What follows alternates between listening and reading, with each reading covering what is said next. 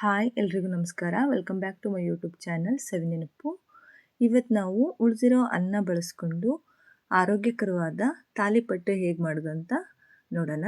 ಅದಕ್ಕೂ ಮುಂಚೆ ಯಾರೆಲ್ಲ ಹೊಸ್ದಾಗಿ ನನ್ನ ಚಾನಲ್ ನೋಡ್ತಿದ್ರೋ ಪ್ಲೀಸ್ ನನ್ನ ಚಾನಲ್ ಸಬ್ಸ್ಕ್ರೈಬ್ ಮಾಡ್ಕೊಂಡು ನೋಡಿ. ಈಗ ಹೇಗೆ ಮಾಡೋದು ಅಂತ ನೋಡೋಣ. ಈ ತಾಲಿಪಟ್ಟು ಮಾಡೋಕ್ಕೆ ಏನೆಲ್ಲ ಬೇಕು, ಹೇಗೆ ಮಾಡೋದು ಅಂತ ಒಂದೊಂದಾಗಿ ನೋಡ್ಕೊತ ಹೋಗೋಣ. ಇಲ್ಲಿ ನಾವು ತುಂಬ ಥರದ ತರಕಾರಿ ಬಳಸೋದ್ರಿಂದ ಇದು ತುಂಬ ಆರೋಗ್ಯಕ್ಕೆ ತುಂಬ ಒಳ್ಳೆಯದು. ಹೇಗೆ ಮಾಡೋದಂತ ನೋಡೋಣ. ನಾನಿಲ್ಲಿ ಸ್ವಲ್ಪ ಉಳಿದಿರೋ ಅನ್ನ ತೊಗೊಂಡಿದ್ದೀನಿ. ಅದನ್ನು ಒಂದು ಮಿಕ್ಸಿ ಜಾರ್ಗೆ ಹಾಕ್ಕೊಂಡು ಸ್ವಲ್ಪ ನೀರು ಸೇರಿಸ್ಕೊಂಡು ನುಣ್ಣಗೆ ರುಬ್ಕೊಂಬರ್ತಾಯಿದ್ದೀನಿ. ಈಗ ಒಂದು ಅಗಿಲನ್ ಬೇಸನ್ ತೊಗೊಂಡು ಮಿಕ್ಸಿ ಮಾಡ್ಕೊಂಡಿರೋ ಅನ್ನ ಸೇರಿಸ್ಕೊತಾ ಇದ್ದೀನಿ.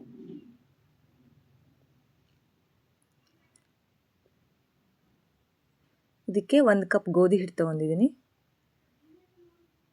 1 ಕಪ್ಪಷ್ಟು ಜೋಳದ ಹಿಟ್ಟು ತೊಗೊಂಡಿದ್ದೀನಿ,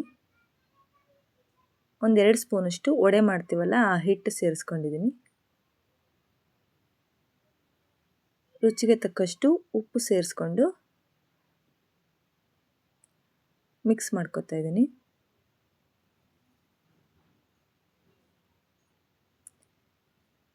ಈಗ ಕ್ಯಾರೆಟು, ಮೂಲಂಗಿ, ಸೌತೆಕಾಯಿನ ತುರಿದಿಟ್ಕೊಂಡಿದ್ದೆ. ನೀವು ಎಷ್ಟು ಬೇಕಾದರೂ ಅಷ್ಟು ಹಾಕ್ಕೋಬೋದು.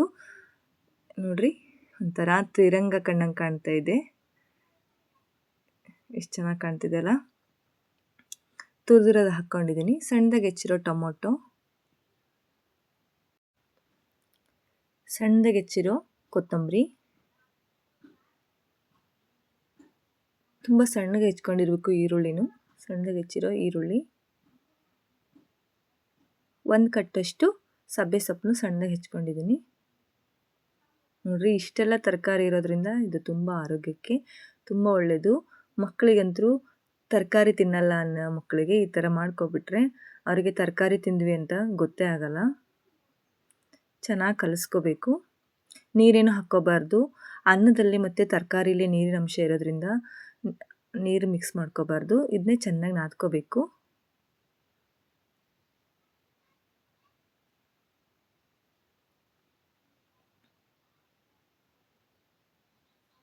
ಚೆನ್ನಾಗಿ ಮಿದ್ಕೋಬೇಕು.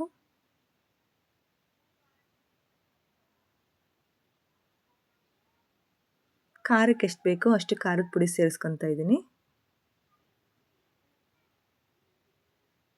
ಈಗ ಚೆನ್ನಾಗಿ ಎಲ್ಲ ಕಡೆ ಖಾರ ಹತ್ತೋ ಹಾಗೆ ಚೆನ್ನಾಗಿ ಮಿದ್ಕೊಂಡ್ಬಿಟ್ರೆ ನಮ್ಮ ತಾಲಿಪಟ್ಟು ಹಿಟ್ಟು ರೆಡಿ ಆಗಿಬಿಡುತ್ತೆ.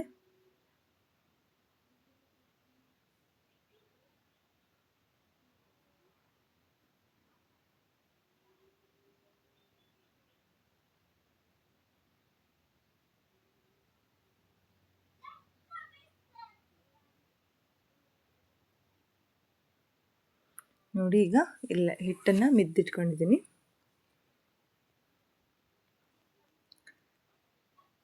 ತಾಲಿಪಟ್ಟು ಮಾಡೋಕ್ಕೆ ಹಿಟ್ಟು ರೆಡಿ ಆಯಿತು. ಈಗ ಗ್ಯಾಸ್ ಮೇಲೆ ಹಂಚು ಕಾಯಕ್ಕಿಟ್ಟಿದ್ದೀನಿ. ಹಂಚು ಕಾಯೋ ಅಷ್ಟರಲ್ಲೇ ನಾವು ತಾಲಿಪಟ್ಟು ರೆಡಿ ಮಾಡ್ಕೊಳ್ಳೋಣ. ಇಲ್ಲಿ ಒಂದು ಬಟ್ಲಲ್ಲಿ ನೀರು ಇಟ್ಕೊಂಡಿದ್ದೀನಿ, ಒಂದು ಬಟ್ಲಲ್ಲಿ ಎಣ್ಣೆ ಇಟ್ಕೊಂಡಿದ್ದೀನಿ. ಇಲ್ಲಿ ಹೋಳಿಗೆ ಕವರ್ ಇರುತ್ತಲ್ಲ, ಹೋಳಿಗೆ ಕವರ್ ಅಥವಾ ಈ ಥರದ ಶೀಟ್ ಸಿಕ್ಕರೆ ಈ ಥರದ ಶೀಟಲ್ಲಿ ಆರಾಮಾಗಿ ಮಾಡ್ಕೋಬೋದು. ತಾಲಿಪಟ್ಟು ಒಂದು ಸ್ವಲ್ಪನೂ ಅರಿಯಲ್ಲ. ನಿಮಗೆ ಈ ಥರ ಬಾಳೆ ಎಲೆ ಸಿಕ್ಕರೆ ಬಾಳೆ ಎಲೆಲೂ ಮಾಡ್ಕೋಬೋದು. ಸ್ವಲ್ಪ ಕೆಳಗೆ ಎಣ್ಣೆ ಸವರ್ಕೊಂಡು ಒಂದು ಇಡಿ ಆಗೋಷ್ಟು ಹಿಟ್ಟು ತಗೊಂಡು ಈ ಥರ ಕೈಯಲ್ಲೇ ನಿಧಾನಕ್ಕೆ ಅಗಲ ಮಾಡ್ಕೋಬೇಕು. ಈಗ ನೀರು ಇಟ್ಕೊಂಡಿದ್ವಲ್ಲ, ಸ್ವಲ್ಪ ಕೈ ನೀರು ಹಚ್ಕೊಂಡು ಅಗಲ ಮಾಡ್ಕೊಂಡ್ರೆ ಈಸಿಯಾಗಿ ಅಗಲ ಆಗುತ್ತೆ. ಈಗ ಮಾಡಿ ಆದಮೇಲೆ ಒಂದು 3 ತೂತು ಮಾಡಬೇಕು, ಎಣ್ಣೆ ಬಿಡೋಕ್ಕೋಸ್ಕರ. ಒಳಗೆಲ್ಲ ಚೆನ್ನಾಗಿ ಎಣ್ಣೆ ಬಿಟ್ಕೊಂಡು ಬೇಯಲಿ ಅಂತ.